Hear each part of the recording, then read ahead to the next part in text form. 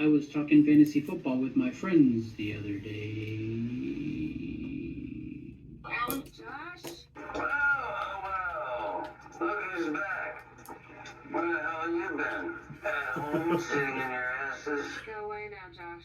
Actually, my name is Alan. You're the dorky white kid with a Cub Scout bandana on his head. Bravo. Echo. November.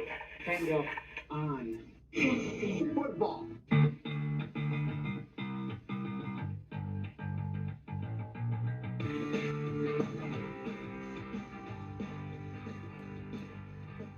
Welcome back to Bent on Fantasy Football. I am your host, Alan Bentley. And I'm your co-host, Josh Worley. Week 3 of Season 4 is underway. Yeah. Of our show, at least. Yeah.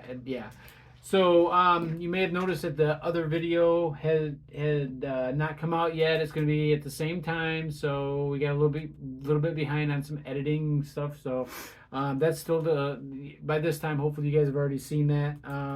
So if one episode of us is punishment enough, you guys are in for a real treat. Yes, it's a doubleheader this week. So we want to get into our into our beers. And we got a little something different that we're doing with our drinks this week. So we each wrote something on one of the cans with a blank, and the other person will actually read that and fill in the blanks of their. Okay.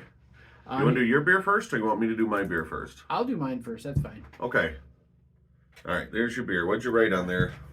Blank is the steal of the draft. Ooh. The fantasy draft. Yeah, fantasy draft. Ooh, that's a good one. I'm gonna say Terry McLaurin is one of them. Okay. I got a few guys in mind. And I'll give you, how many do I need here? 2 of them? Just one. Well, it's a first name, last name. Could be 2 last names. Oh, God. Whatever. All right, so I'll pick a second one next season. Your turn. Okay. All right. What did right. I write on my beer, Alan? Yeah, I don't know. What did you write on your beer, Josh? 3 players I will never draft are. And read it how it says it. 3 players I will never draft are. So these are players that you said I will never draft again, but now you consider maybe I might. Raheem Mostert for sure. I shit the bed 2 years in a row with him with his injuries. You know, I was really hyped on him, and he shined bright, but fool me once, shame on you. Fool me twice, shame on me. Okay, so that's my fault. So Raheem Mostert definitely is the one. Okay. Another guy that I will not draft. I don't think I would draft CMC anymore. And I know that's controversial. Wouldn't draft CMC anymore. I mean, I'll take him if he comes to me at 8, but I wouldn't use a top 3 pick on him. Okay, where his ADP is, I will never draft him that high ever again. Now, last year, what was your? How did you feel about Mr. McCaffrey? I was down on him going to San Francisco. I really was. And I mean, were you willing to draft him then? I was. Okay. That's not what you told me. But anyway, next one is? If I got a bargain, I would have drafted him, okay? Next one is? The next one is,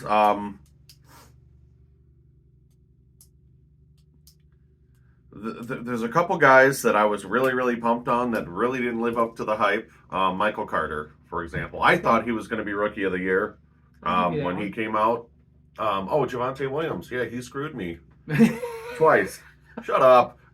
He screwed me in fantasy football. A couple times. So, yeah, that's a bonus 4th one. So, all right, shut up. Let's just open these beers. All right, let's do this. Guys, as always, sit back, pop open a cold one, and enjoy the show. Yeah. You're like a teenage boy, man. You're like an adolescent. It is what it is. So we're bringing back Gub. For those of you who don't know what that is, what's got us bent. All right. Yeah. So Josh, why don't you go first this week? What's got me Gub is fantasy season hasn't started yet. We're still 5 weeks away? That does have me bent too, but that's not what has me bent. Yeah. Still 5 weeks I just can't away. wait. Yeah, I know. Me either. What's got me bent though is leagues that have early drafts, like really, really early before even like the preseason is just getting underway, and we're just fresh out of training camp, and it's too early. There's too many injuries that can happen between that point and the start of the season. So that's what's got me, Ben. Yeah, I had that affect me big time one year when Darren McFadden went down in the first preseason game. We had our draft in late June, Mm-hmm. so that really hurt me. Yeah. And I took him in the first round. So, yeah. Yep. Now your draft is early, but it's only a couple weeks early. Yeah. Now, It's yeah, like 3 weeks, 3.5 weeks before the season starts. So I like to at least see one, maybe two preseason games. I mean, we only have 3. Even though we preseason hate games now, preseason but- games, but I'd like to see at least one or two until your draft. So, Yeah. So that's what's got me, Ben. All right. okay, So we wanted to talk about we got some news. Yeah, Kareem Hunt up next. He has been visiting with Indianapolis, and there's a strong chance that he'll be signing with them soon. So With the Saints, actually. If he doesn't sign with the Saints, then he'll probably sign with the Colts. Now, Yahoo Sports reported that he was reportedly signing with the Saints as of yesterday. So we don't know. There's no new news on that yet. But then, no, yeah, with Fantasy Pros, they actually said that he was visiting with the Colts, and that there's a real good chance that he'll sign with the Colts. yep. So- Oh, yeah, and Bleacher Report said after his visit with the Saints, he was visiting the Colts. So, Yeah. So yeah, it's kind of a weird thing. So we'll kind of keep an eye on that. But if he does sign with the Colts, hmm how does that outlook for you? Because Jonathan Taylor, big question mark right now. I mean, his value, he would be more valuable in that Saints offense, I think, than in the Colts offense. Yeah, he definitely would. At this point, he definitely would.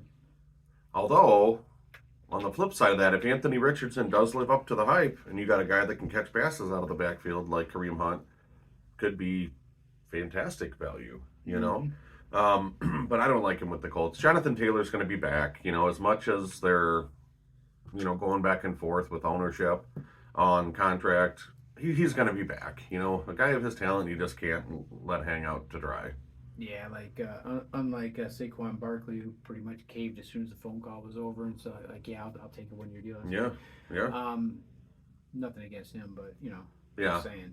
Anyway, so Henry Ruggs news. Oh, I was gonna say in Saints with the Saints. What do you think is going to happen if he's with the Saints? well, Talk about that a little bit. you got Kamara, even though he's suspended for 3 games. You got Jamal Williams, and you got Kareem Hunt. Any 3 of those guys, all 3 of those guys were explosive backs in the right offense. Now, I think the Saints offense Isn't the old Saints offense? isn't the old Saints offense, but it's a lot more play action, run happy than the Colts offense is. Mm-hmm. You know what I mean? That I'll agree with for sure. Yeah. So yeah, it'll be interesting no matter where he signs, how that's going to play out, because there's a lot of different things that could happen. But we'll see how that plays out. He'll end up going somewhere for sure. Yeah. So Yeah. You want to talk about Rashad? let's talk about Henry Ruggs first. So, Oh, okay, sure. what did you say? 3 to 10 years he's Yeah, facing? 3 to 10 years for a fatal accident, car crash. I don't know all the details on it. I'm definitely not an expert on it, but We're not, and we don't even need to get into that because we're not the experts. right, So, right. So just something kind of unfortunate. At one point, we thought he was a stud running back. receiver. Or I'm sorry, receiver. Yeah, but you know, it's just unfortunate that had to happen. Yeah, I had big Definitely. hopes for him, his career. Yeah. And then the last guy, Rashad Breeland, prolific cornerback in the NFL, is only 31 years old. Looks like he probably won't be playing anymore. Got caught driving a stolen Mercedes with AK-47s in it, guys, amongst other guns. Come on now. Large amounts of cash and other substances, let's say. So, yeah, he's probably facing some serious charges there. So, Yeah, most likely. unfortunate. So I think we have a front runner now for our 3rd annual Benties coming up at the end of the season for the Urban Meyer Anti-Humanitarian Award. So. Yeah, yeah. But I said we'd never mention that guy on the show ever again. So only for the Benties, though. Yeah, Only we have to for the Benties. All right. Unless he gets in the news again, then Yeah. Yeah.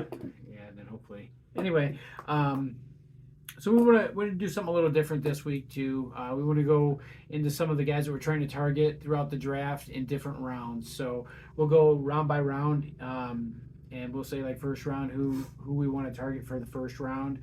And Josh will do the same thing. We'll kind of go back and forth and discuss these a little bit. We're only going to go 10 rounds though. Beyond that, you're basically filling in the blanks, and yeah, you can get some diamonds in the rough there. Some Although I will bring up a sleepers. few deep sleeper names though when we get done with the 10 rounds. Yeah, So we can definitely do that for sure. All right, you want to hop right into it? yeah, are we starting with the first or? Yeah, let's start with the first and work our way up.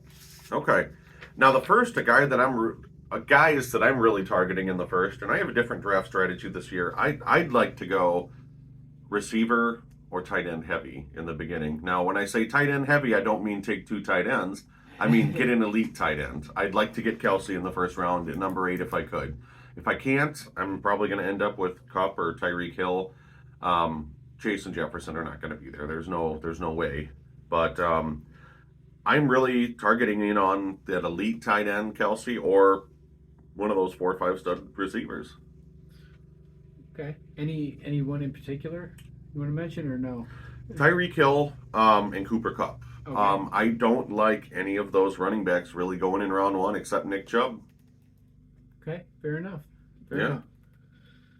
All right, so first round, I got 2 guys that I would like to definitely target. Mm-hmm. And that's one of them is Nick Chubb. The other one's Austin Eckler. You guys know how much I like quarterback running back combinations on a team. Yes. And that would be a good one. Herbert and Eckler. Yeah. Herbert Oh, and yeah. Eckler. Yeah. Oh yeah. So I like both of those guys. Nick Chubb. The thing about Nick Chubb is he's always been a good running back, but he's never had as good of a quarterback as he's going to have now. Mhm. Which, for better or for worse, whatever, is a definite upgrade for him. So a much Yeah. improved offense for him means a lot more touches and a lot more yards and probably touchdowns as well. Okay. Yeah. Round 2, this guy, I have no idea why he's falling so far. You got a new quarterback, but his talent is immense. Devontae Adams. I've been really, really seeking him out in the second round, and he's falling to number 17 overall. I would put him up in that elite tier of receivers, not with Jefferson and Chase, but right below that with Kupp and Tyreek Hill. Definite stud wide receiver, but I don't have him picked in the first couple rounds only because I assume by the time it gets to me he's going to be gone. I definitely want to go running back in the first round this season for a lot of different reasons. I think there's a lot of depth in wide receiver that people probably don't see, and that's probably a stretch, but it is what it is. Yeah. So I think he'll be gone by the time he gets to me, most likely. So Yeah. who else did you have? Did you have anybody else? in the Tony second Pollard. I really, really like Tony Pollard in that Dallas Cowboy offense. Now, all the mock drafts that I've been doing with the number 8 spot, I think he's fell to me once. And I did dozens and dozens of them. So I'm probably not going to see him at pick 17 overall. But I love Pollard this year in that Dallas Cowboy offense. I really do. Mm-hmm. Another guy that people are sleeping on is Derrick Henry. I mean, we've seen what he can do throughout his entire career. Yes, and it takes one injury. But this guy was a top 3 pick a couple years ago, and he's dropping to the mid to late second round. He's proven. I mean, what more do you want from the guy? Yeah, I agree. The guy's a stud running back either way you look at it. Oh, absolutely he is. And no matter how you look at it, if you get him, it's not a bad thing no matter what. Injuries barred, that guy is just like a freight train, right? Mm-hmm. It's amazing. Do you have anybody else in the second round? No, not really. Okay, I've got actually only one that I'm going to target, or that I'm going to let you in on my target for, and that's Ramondre Stevenson. There's a lot of things you'll see more of that team when we get down farther the Patriots. But anyway, I think there's a lot of improvements on that team. He's going to end up being the go-to back, the 3-down back. I don't think anything's going to slow down that offense when he's in there. No. I mean, it's again a good situation that he's in for him. You know what I mean? Yeah. That's the only one I have in the second round. Okay, well, you're going to love my third round picks then, because I have Ramondre in the third if he falls that far. Yeah, I think the guy is amazing talent. Yeah. He could be top 5 RB. See, again, I'm sticking to my game plan here, though. Running back. Yeah. So. Yeah. My game plan this year is best available, and I've kind of gone into all my mock drafts like that as well. So I love Ramondre in the third round if he gets to me. In a lot of places he's not. I also love Amon-Ra in the third round. If he comes to me at 32nd overall, I would definitely take him. I don't know if I would take him over Ramondre if both were available, but I would take him over my next guy who I'm targeting in the third if those other two guys are unavailable, Joe Mixon. People are sleeping on Joe Mixon. They forget about him. Do you forget that he's a 3-down back? He is the sole workhorse in Cincinnati. They just got rid of P. Ryan. So I don't see why. So you're looking at snagging him in the third round. Third round. I'd like to see him in the third round. I just don't understand why he's falling so far. You know what I mean? Fair enough. Fair enough. Who else you got in the third? I just had Amon-Ra, Joe Mixon, and Ramondre. I was high on ETN last year. I don't like him in that third round. Ooh, that's where I picked him. Did you? Yeah, that's where I picked him. Okay. Third round. Okay. That's who I would target, and it's just because of the offense. The big question mark with him is injury, but at some point he's either got to get past that or get out of the league. I mean, that's the bottom line, because you can't go your whole career like that. So Yeah. What's left of your career anyway. The only thing that scares me about ETN, and I drafted him in the third round last year. I love the guy. I want him to be a top 5 RB. Mm-hmm. But the drafting of Tank Bigsby really gives me pause. Okay, Makes you literally right there. Makes you think about it. Makes me think about it. So, but I want to see ETN thrive. I really do. Yep. So yeah, that's who I had in the third round. Jumping on to the fourth round, who do I have here? Joe Mixon. Look at that. Joe Mixon. You wonder Okay. why he's falling so If far. he's available in the fourth, anybody would be stupid not to take him. Okay. Yeah. If the only thing that's keeping me from picking him earlier is again my stud running back theory. Mm-hmm. I should be able to get NTN in the third round, I would think. And I have big expectations for him. So Okay. Mixon would be like right neck and neck with it. Those two could be interchangeable. During the draft, I could probably change my mind right away. Yeah. and Yeah. be good with it. But that's what I would probably do, at least as one of the players in the fourth round. Mark Andrews is another one. I would probably, if he's available, which he may or may not be. I doubt he's going to be available in the fourth round. What's his ADP right now? Do you know? Last bunch of mock drafts I've been doing, he's going as early as the end of the second round, probably midway through the third. Okay. But that either one of those two. I also like DJ Moore in the fourth round. Okay. That Bears offense is going to be changing, and it For the better. For the Yes. better, I really think. So yeah. So I expect some good things out of him. good. Being a Bears fan, Yeah. Maybe And I'm a I'm being- Bears fan as long as you're not playing the cards. So maybe I'm a little over optimistic, but it is what it is, man. It's going to pop for the Bears someday. I'm excited to see what happens this year. I really am. So. So that's your fourth. There's 3 guys, 3 to 4 guys I really want to talk about. Cam Akers, he was RB2 last year down the stretch for the last 4 weeks of the season. Why is he falling to the 4th, 5th round in most drafts? I just don't understand it. Now, that offense is not the same as it was a couple years ago.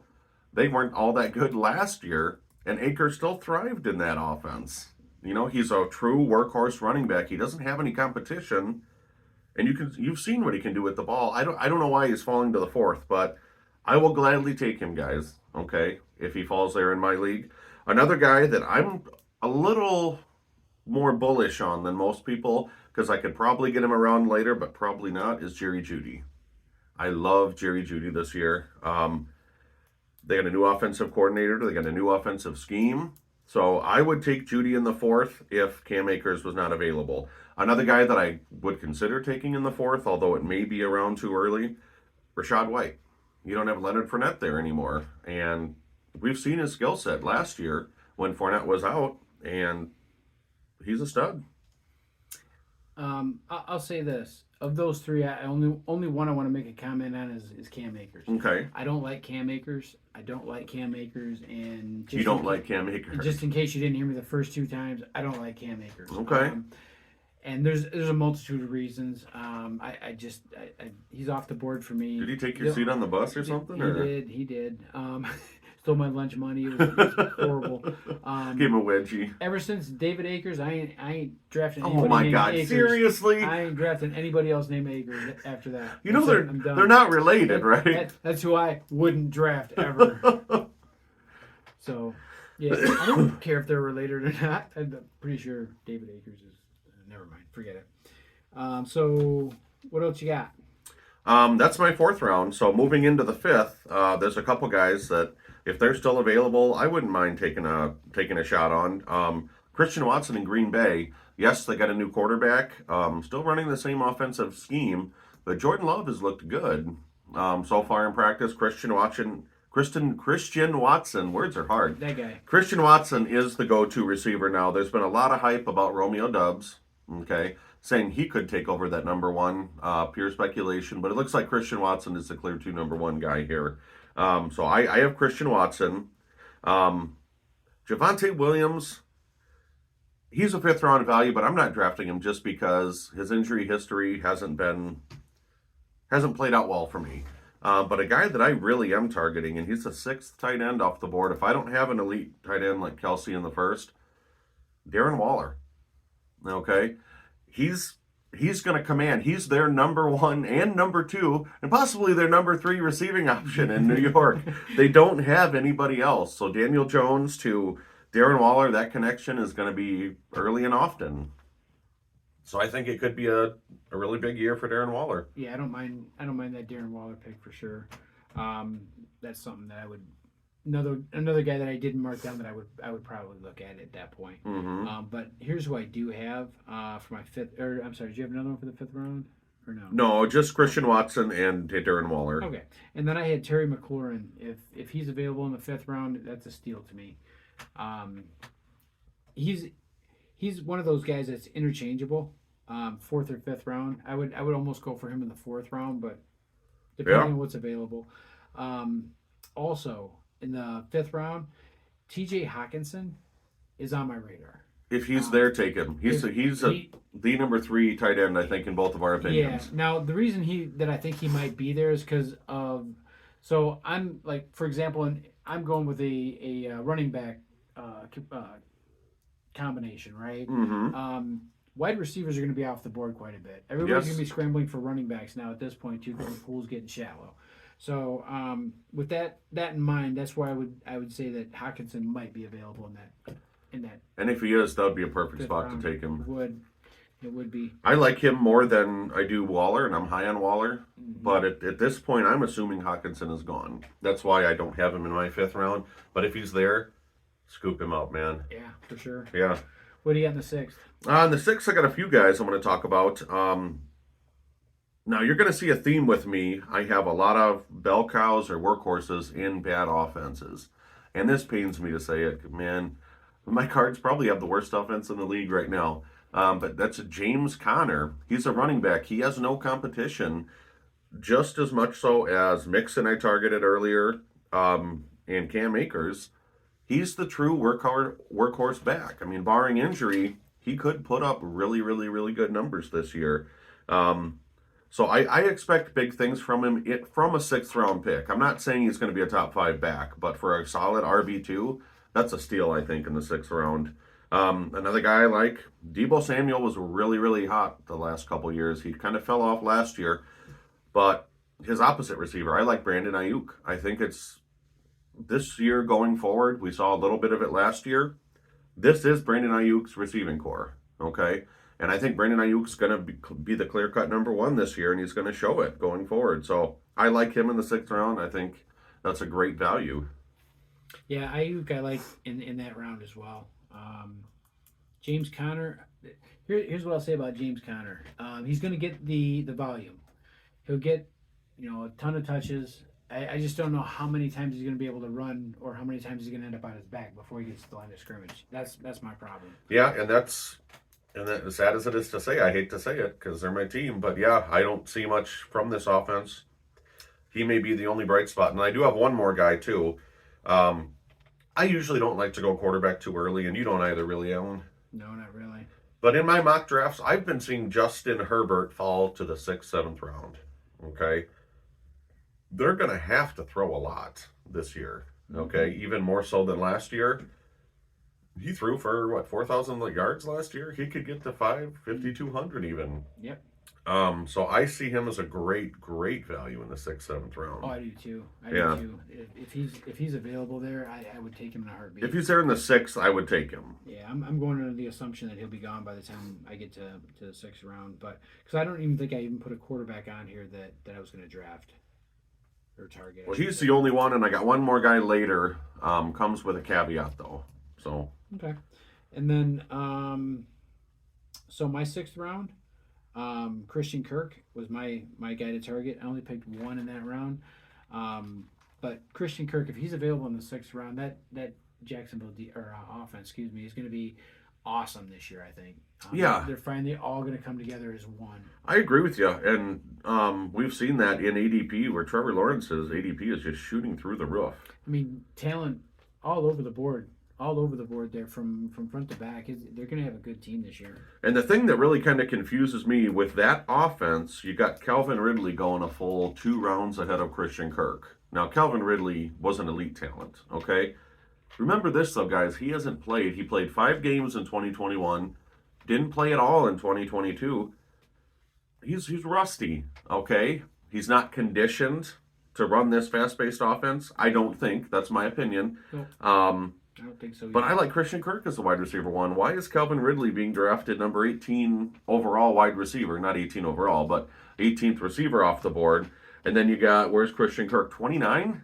Come on, guys. Yeah, I don't buy that either. I definitely think Christian Kirk's gonna be the workhorse. For sure. Yeah. All right, so on to the 7th. What do you have for the 7th? The 7th, now, this may be a little high for Jamal Williams, but with that news of the 3-game suspension on Kamara, I don't mind spending a 7th round pick. You know, this about the 7th round or 6th round is where you start getting these, I don't want to say lottery tickets, but these guys with huge upside, okay? I like Jamal Williams. He's going to be running that offense in the absence of Kamara. Derek Carr loves to throw to backs as well. So I think he'll get plenty of catches out of the backfield. Now, Kamara, he's either injured or he's suspended a lot of the time as of late. So if something does happen for Kamara, he does get injured and has to miss an extended period of time after. Yeah. You okay? All right. My pick just choked. So kind of like you do in the playoffs. yeah, I forgot to breathe there for a second. Oh, shut up. I hate you. But if he were to miss an extended period of time, more so than that 3 weeks, Jamal Williams, I think, could be a great steal. Mm-hmm. Another guy opposite of Terry McLaurin is Jahan Dotson. He was wide receiver 3 the last couple weeks of the season last year. He put up big numbers. Now, with Heineke under center, even though he's not going to be the quarterback this year, it's probably going to be Howell. Both Terry McLaurin and Jahan Dotson had multiple top 5 receiver weeks. Okay, they weren't together, but part of the time was Jahan, part of the time it was Terry. So they split the spotlight. Yes, so I like Jahan Dotson. I really do in that 7th round, as well as Jamal Williams, and those are the only 2 guys I got. I guess you could throw Herbert in there too, because I said 6 to 7. But if it's available in the 6th, I'm going to take him. So now, the one I really didn't pick out anybody for the 7th round, because the 7th round is always a wild card spot for me, because at this point I'm looking at what's left and what's the best left. So it's kind of a hard slot to target somebody, at least for me anyway. So in looking at some of the names, though, if Marquise Brown's available, I'd go that route. Michael Pittman Jr. is another one that I would look in this. I love that in the 7th round, yeah. And Deontay Johnson too is the other one. That again, I'm looking at wide receivers now at this point. So some of the top wide receivers per their respective teams. So. I like Deontay Johnson more so than Pittman. I think Kenny Pickett's going to have a big coming out year. I think so too. And I think both Pickens and Johnson are going to be great values.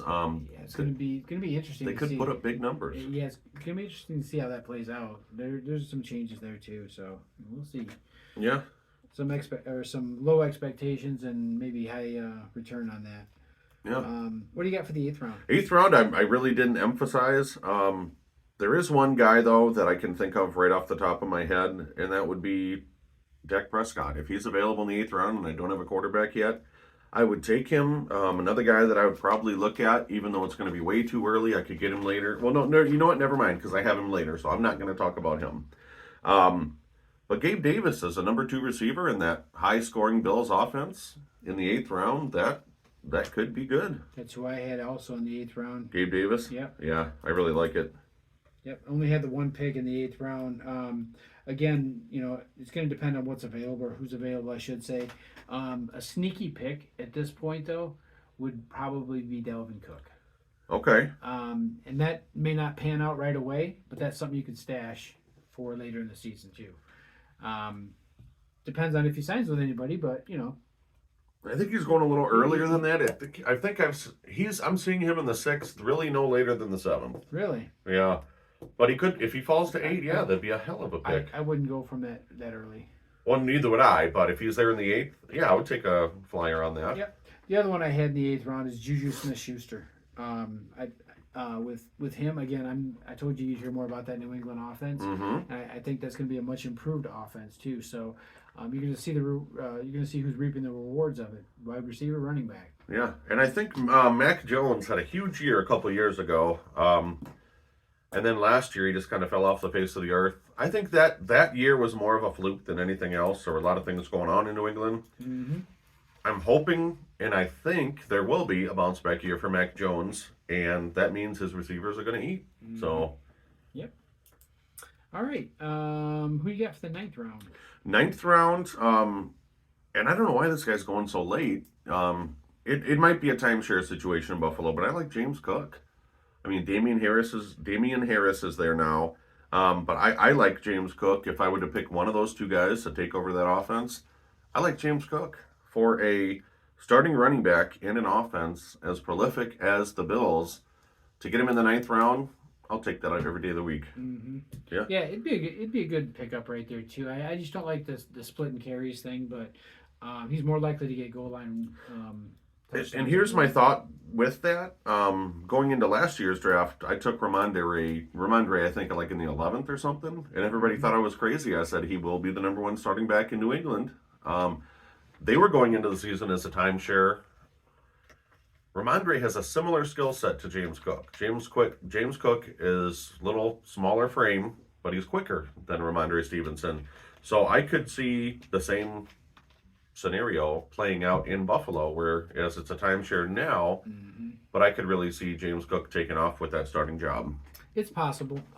Anything's possible, I guess, in New England. But for my 9th round pick, a guy to keep your eye on, Sky Moore, Kansas City Chiefs. The Chiefs are still looking for that number 1 wide receiver. Yeah. This guy could be it. He's kind of a sleeper pick at this point, but I'm going with the assumption that I've already got a quarterback and some of my other key positions are already filled up. So Sky Moore is getting the bulk of the targets right now in training camp. Yeah, he's gonna be the guy that I think is gonna step up to be that number 1 wide receiver. If they get another, look what they did when they had Tyreek Hill. Oh God, as a number 1 right out. It made everybody better around him, right? Yeah, you had guys like Hardeman having career games, because of the threat of him. And Sky Moore's the same thing. He can be that leader, and he can be the one that makes everybody better. And I think that's going to happen. It's a great sleeper pick at that point. And he's almost as quick as Tyreek Hill, too. So, that's all I really have for the 9th round. I got a couple for the 10th round, but they may or may not be there. Who you got for the 10th? Because I think the guys that I want for the 10th are going to be there. Okay. Adam Thielen's one of them. Okay. Again, a much improved Carolina offense. I think he's going to reap some of the benefits of that as well. Gerald Everett, if he's available in the 10th round, I'll take him. Yeah. In a heartbeat. That offense is going to throw a lot. So. Yep. Who you got? That wouldn't be bad. I got Zay Flowers, rookie in Baltimore, rookie receiver. I'm still not sold on any of the Baltimore receivers. I think Lamar Jackson could have a bounce back year, not an MVP type year like he had a couple years ago. He can only improve from last year, okay? And I think J.K. Dobbins are going to utilize him a lot more, especially catching passes out of the backfield. So I really, really like Zay Flowers to take over that number 1 receiver position. Well, number 2 receiver position because you got Mark Andrews there still. Right. Who's still going to get the bulk of the, yeah. the looks. Yeah. And I know this is probably around early, but I really like Devon A-Chain out of Miami. You got Raheem Mostert and Jeff Wilson right now ahead of him on the depth chart. That's interesting. This rookie is amazing. Okay, he's got world-class speed. With Raheem Mostert and Jeff Wilson's injury history, this could be Devon A-Chain's running back job by week 5, week 6, maybe even earlier. So I really, really like those 2 guys in the 10th round. I've been taking them a lot, and they have been following that. Again, another good sleeper pick right there. Devon? Yeah. Oh, God, I love A-Chain. Yep. Did you go any further than that? Because I do have a couple 11 rounders and 2 12s just No, we just agreed to do 10. So well, I know, but 10, I'm just going to throw a couple names out there. Just go ahead. Just throw names. It's fine. I hope Sky Moore does take over that number 1 job. I've seen him. He's falling to round 11 now, Alan.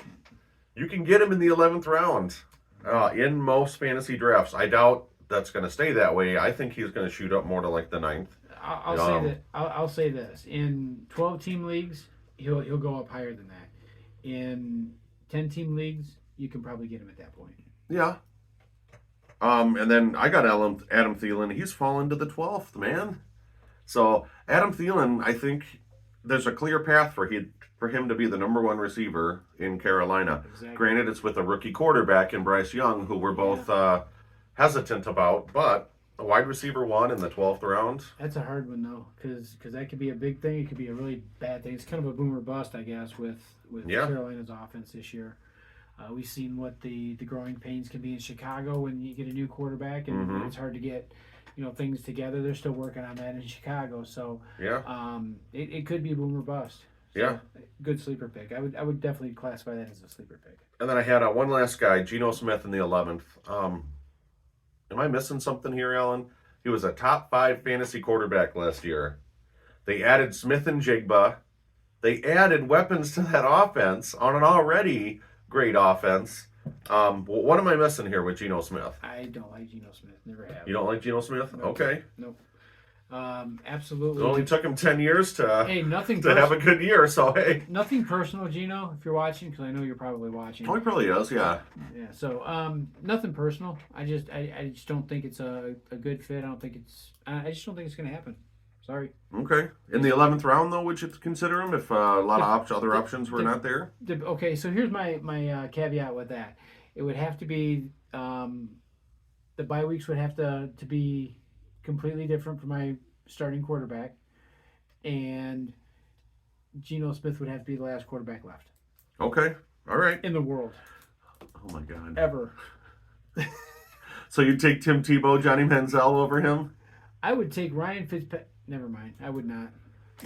It's another guy he hates, by the way, is Ryan Fitzpatrick. Yeah. Should see his back. He's got Tom Brady, Ryan Fitzpatrick, Geno Smith, all tattooed across his Don't back. forget Josh Sucks, too, back there. I got that right. Yeah, that's Smith. the biggest one. Yeah, big fonts on that one. Yeah. All right. So, do you have any other picks you want to? I don't. About? I do want to bring up something though. Welcome to our few new subscribers we got since the last show. Yes, absolutely. They've been heavily commenting on the videos. We love that, guys. We love interacting with you. So, yeah, awesome. More of you need to do that. Whether it's just saying, "Hey, Josh is a jackass," or Alan's bald head looks funny. Josh's jackass one. That was me. I know it was. Well, that was my mom. She logged in.